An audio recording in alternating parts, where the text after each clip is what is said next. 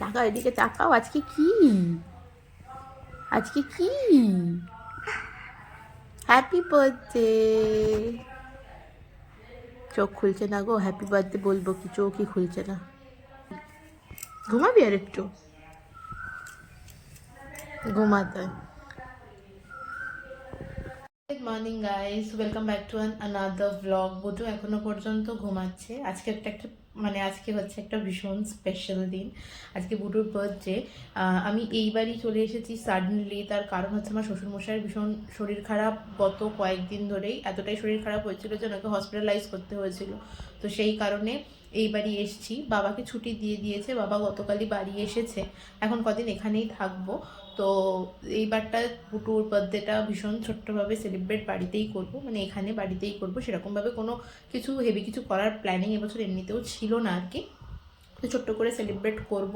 পুজোটাও আজকে দিতে যেতে পারবো না, দেখি পরে যদি দিতে যেতে পারি কি হয় কি না হয়।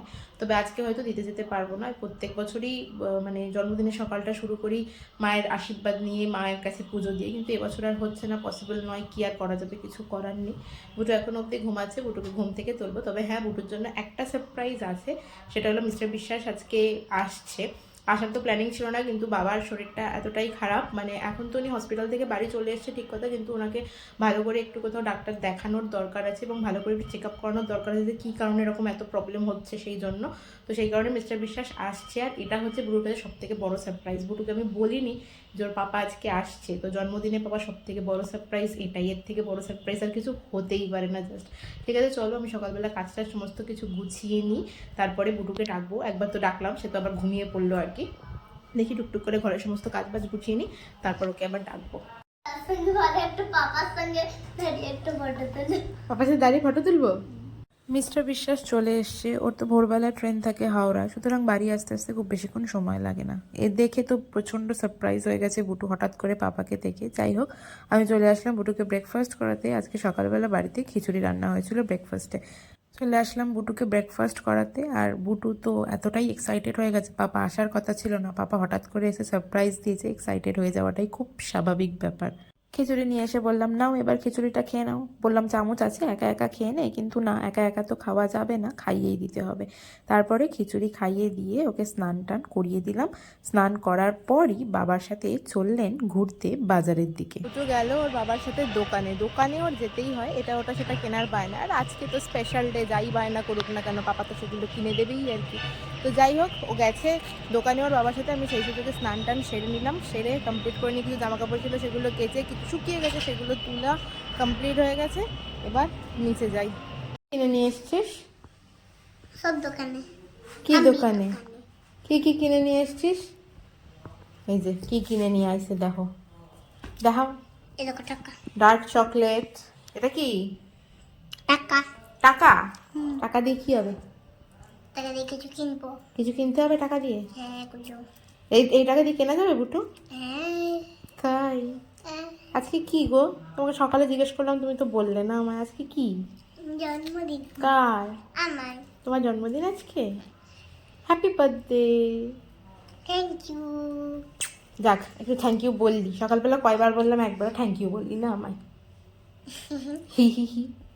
দোকান থেকে ঘুরে এসে এবার শুরু হয়েছে গাছে জল দেওয়া। এইবারই আসলে বুটুর হলো এটা কম্পালসারি কাজ, রেগুলারলি এরকম গাছে জল দেবে। আমি সন্ধে দিচ্ছি, হাতে জল নিয়ে তুলসী গাছে জল দিয়ে সন্ধে দেবে। এবার এই জল নিয়ে খেলা করতে করতে দিল জামাটাকে ভিজিয়ে। জামা ভিজিয়ে দিয়েছে, তারপরে জামাটাকে চেঞ্জ করিয়ে ঠাকুর ঘরে এসে এবার ঠাকুর প্রণাম করা হচ্ছে। তারপরে দুপুরে খাওয়া দাওয়া কমপ্লিট করে শুয়ে পড়েছে পাপার পাশে। আর তারপরে শুরু হয়েছে পাপার সাথে খেলা করা। আর এই খেলা করতে করতেই তারপরে এবার শুরু হবে কান্না।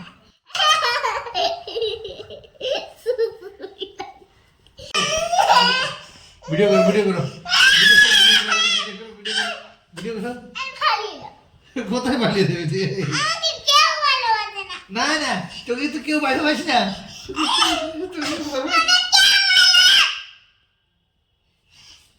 এই এই, তুই অত জোরে জোরে চেঁচাস, আমি কত জোরে চেঁচাতে পারি জানিস?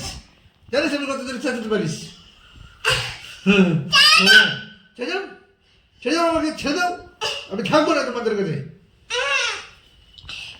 বাবার সাথে নিজেই খেলা শুরু করলো। ওর হচ্ছে খেলা, পাপা যখনই আসে তখনই আমার সাথে যুদ্ধ করো যুদ্ধ করো, ওরকমই যুদ্ধ করো খেলা শুরু করতে করতেই তারপরে ব্যাস বাবার সাথে রাগারাগি হয়ে একসা আর কি। এবার নাও মেয়ের রাগ ভাঙাও।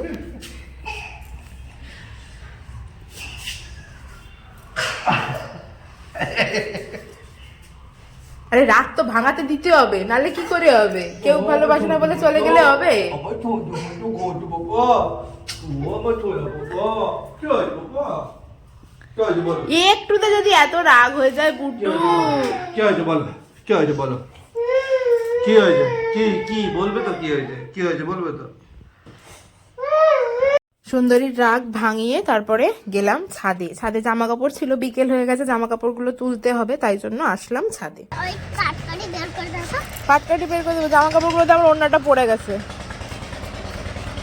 বুটুকে এখন পাটকাঠি বের করে দাও। ছাদে যখনই আসি তখনই এখানে পাটকাঠি নিয়ে খেলা করে। আমাদের এই বাড়িতে তো এখনো পর্যন্ত কাঠের জালে রান্না হয়, তাই পাটকাঠি দেখতে পাওয়া যায়। নে একটু খেলা করে না, আমি একটুখানি পাইচারি করে নি, ঠিক আছে?